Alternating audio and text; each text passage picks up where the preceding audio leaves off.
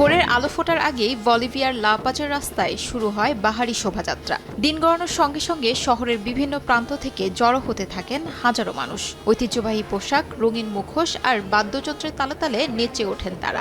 এ যেন রঙ্গ, ছন্দ আর ঐতিহ্যের অপূর্ব এক মিলন।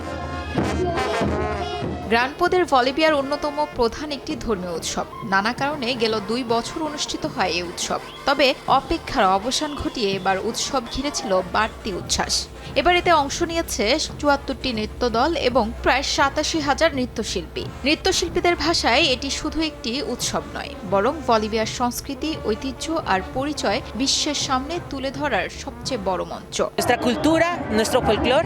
আমাদের সংস্কৃতি ও লোকজ ঐতিহ্য বিশ্বের অন্য সবার থেকে আলাদা। এই উৎসবের মাধ্যমে বিশ্বের মানুষ জানতে পারবে আমাদের সংস্কৃতির আসল পরিচয়। আমাদের কাছে গ্রানপোদের মানে বিশ্বাস, ভক্তি, ভালোবাসা, শান্তি আর শক্তি। আমি 35 বছর ধরে এই উৎসবে নাচছি। আন্দিক অঞ্চলের ক্যাথলিক বিশ্বাস ও আদিবাসীদের সংস্কৃতির মিশেলে গড়ে ওঠা এই উৎসবকে 2019 সালে মানবজাতির অমূর্ত সাংস্কৃতিক ঐতিহ্য হিসেবে স্বীকৃতি দেয় ইউনেস্কো। প্রতি বছর বলিভিয়া, পেরু ও চিলি সহ বিভিন্ন দেশ থেকে হাজারো মানুষ এতে অংশ নেন। শুধু সাংস্কৃতিক উদযাপনই নয়, গ্রানপোদের উৎসব বলিভিয়ার অর্থনীতিতেও বড় অবদান রাখে। পোশাক শিল্প, পর্যটন শিল্প সহ বিভিন্ন খাতে কোটি কোটি টাকার অর্থনৈতিক সুযোগ তৈরি করে এই বর্ণাঢ্য আয়োজন। শিউলি রোসা, সময় সংবাদ।